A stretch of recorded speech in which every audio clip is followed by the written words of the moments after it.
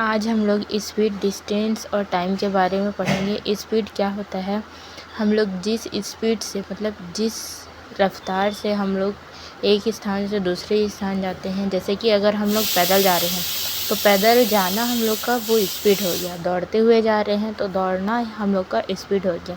वैसे हम लोग साइकिल से, बाइक से, कार से, जिस चीज़ से भी जाते हैं तो वो हो गया हम लोग का स्पीड। वैसे टाइम है, टाइम का मतलब है हम लोग जैसे 1 घंटे में पहुंच रहे हैं, आधा घंटे में पहुंच रहे हैं, 20 मिनट में पहुंच रहे हैं, ये हो गया हम लोग का टाइम। और डिस्टेंस क्या होता है? हम लोग एक स्थान से दूसरे जगह जा रहे हैं, एक जगह से दूसरे जगह जा रहे हैं, वो होता है हम लोग का डिस्टेंस। तो इसके बाद होता है relation between speed, time and distance. तो speed is equal to distance divide by time होता है, और ऐसी time is equal to distance divide by speed होता है, और distance is equal to speed into time होता है।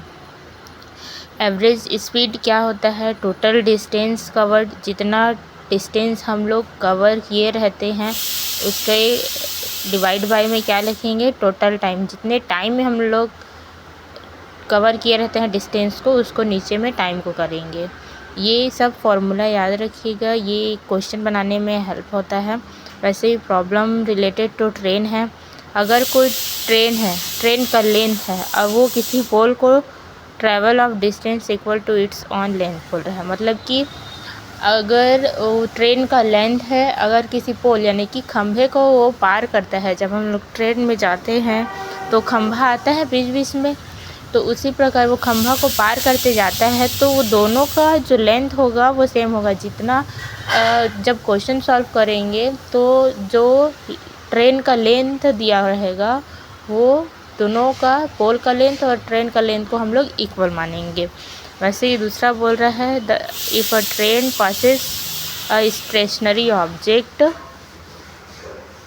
जैसे कि ब्रिज हो गया, प्लेटफॉर्म हो गया, having some length then the distance covered by train is equal to the sum of the length of train and that particular stationary object which is the passage. मतलब कि बोलते हैं स्टेशनरी ऑब्जेक्ट का मतलब है जो खड़ा हुआ रहता है, जो हिल डुल नहीं सकता है, जैसे खंभा ही हो गया, पुल हो गया, प्लेटफॉर्म हो गया।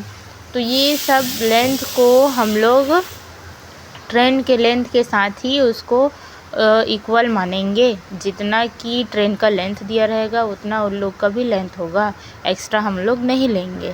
क्वेश्चन में कभी कभी दोनों का लेंथ को दे दिया रहता है कंफ्यूज करने के लिए, तो इससे बच्चे लोग कंफ्यूज हो जाते हैं। तो इसीलिए यहाँ पे इसको सॉल्व करने का तरीका बताया गया है। रिलेटिव स्पीड में दिया हुआ है,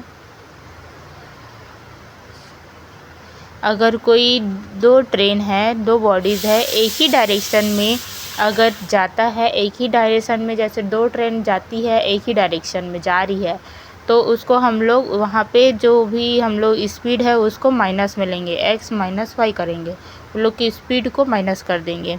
और अगर वो अपोजिट डायरेक्शन में रहेगा, दोनों ट्रेन एक दूसरे के अपोजिट डायरेक्शन में रहेगा, तो वहाँ पे हम लोग उसको वैल्यू को, स्पीड को प्लस कर देंगे, ये होता है। और यहाँ पे दिया है ratio is the ratio of time of, देखो रेशियो स्पीड का जो वैल्यू रहता है उसका अपोजिट हो जाता है टाइम का वैल्यू।